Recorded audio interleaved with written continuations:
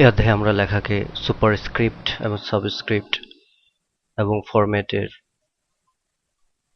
Strike through করে শিখব।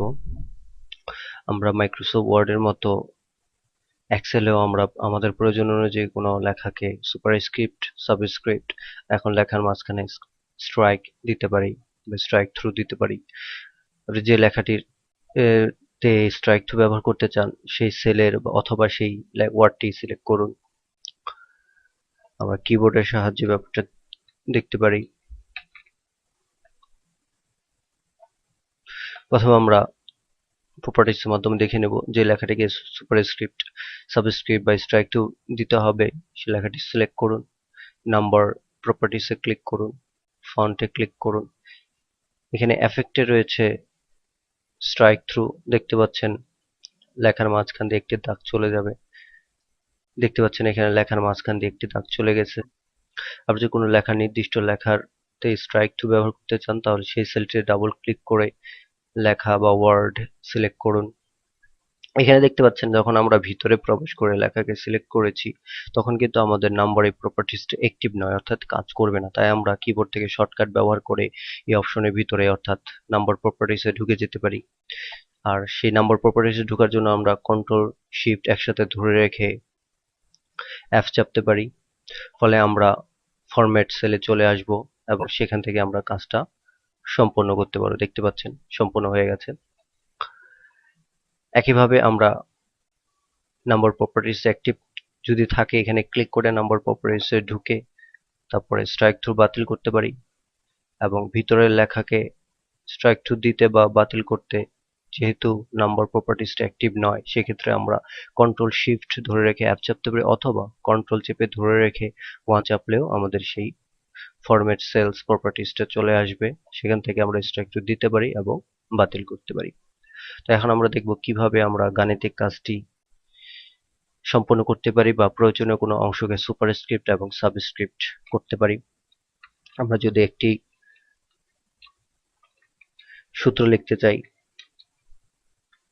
সূত্রের মাধ্যমে ব্যবহারটা আমরা দেখে নেব।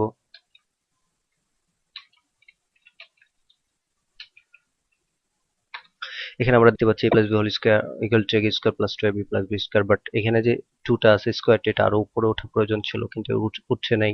তো সেক্ষেত্রে আমরা ডাবল ক্লিক করে ভিতরে ঢুকে 2টাকে সিলেক্ট করব। সিলেক্ট করার পর আমরা নাম্বার প্রপার্টিসে যাব, কিন্তু এখানে যেহেতু আমরা কিন্তু অবশ্যই হোম মেনুতে ক্লিক করলে আমরা এই প্রপার্টিসটা পাবো, এই উইন্ডোটা পাবো। তো নাম্বার প্রপার্টিসে যেহেতু এখানে অ্যাক্টিভ নেই সেক্ষেত্রে আমরা কন্ট্রোল শিফট ধরে অ্যাপ চাপতে পারি অথবা কন্ট্রোল চেপে ধরে রেখে ওয়ান চাপতে পারি।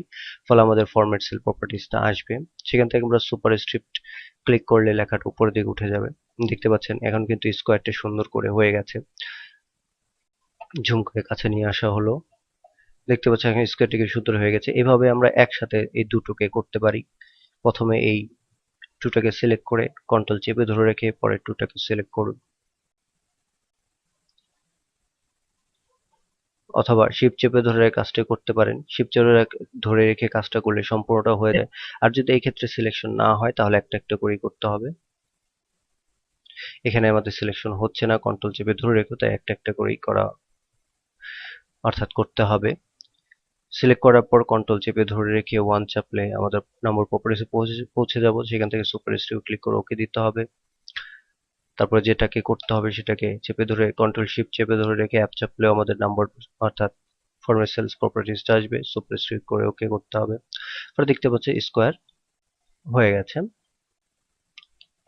আমরা কন্ট্রোল চেপে ধরে রেখে কোনো সেল একাধিক সেলকে আমরা সিলেক্ট করতে পারি, বাট দেখা গেল আমরা কোনো সেলের ভিতরের লেখাকে আলাদা আলাদা সিলেক্ট করার জন্য কন্ট্রোল চেপে ধরে রেখে করতে পারছি না, তো কন্ট্রোল এখানে ইউজ হবে না। আমরা এখন দেখব সাবস্ক্রিপ্টের ব্যবহার। আমরা পানির সংখ্যা লিখতে পারি হাইড্রোজেন ডাইঅক্সাইড H2O।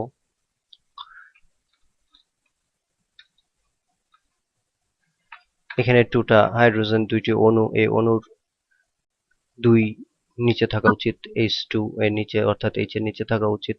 আর H-টাকে নিচে নেওয়ার জন্য আমাদেরকে ব্যবহার করতে হবে সাবস্ক্রিপ্ট। তো আমরা 2টাকে সিলেক্ট করে কন্ট্রোল ধরে রেখে ওয়ান চাপলে আমাদের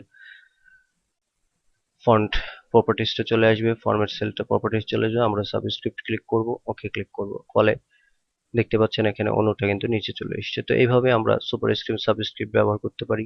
বাতিল করতে হলে অবশ্যই আমরা সেই সুপারস্ক্রিপ্ট করা সংখ্যাটিকে বা লেখাটিকে আমরা সিলেক্ট করব, নাম্বার প্রপার্টিসে প্রবেশ করব, সুপারস্ক্রিপ্ট বাতিল করে দেবো, পরে ঠিক হয়ে যাবে। এভাবে আমরা যে কোনো লেখাকে, যে কোনো ওয়ার্ডকে আমরা সুপারস্ক্রিপ্ট সাবস্ক্রিপ্ট স্ট্রাইক থ্রু ব্যবহার করতে পারি। যেমন স্ট্রাইক থ্রু সুপারস্ক্রিপ্ট একসাথে ব্যবহার করলাম, দেখতে পাচ্ছেন দাগ হয়ে গেল, আবার লেখাটি সুপারস্ক্রিপ্টও হয়ে গেল। একইভাবে আমরা সাবস্ক্রিপ্ট এবং স্ট্রাইক থ্রু একসাথে ব্যবহার করতে পারি, দেখতে পাচ্ছেন নিচে চলে এসছে। আবার বাতিল করার জন্য আমরা সিলেক্ট করে নাম্বার প্রপার্টিসে প্রবেশ করে টিক উঠিয়ে দিয়ে ওকে দিলে ঠিক হয়ে যাবে। এখানে দেখতে পাচ্ছেন আমরা কন্ট্রোল শিফট এফ চেপেও আমরা ফরম্যাট সেলে যেতে পারছি, কন্ট্রোল 1 চেপেও আমরা ফরম্যাট সেলে যেতে পারছি। তো এভাবে আমরা সুপারস্ক্রিপ্ট এবং সাবস্ক্রিপ্টের এবং স্ট্রাইক থ্রু ব্যবহার করতে পারি। ধন্যবাদ।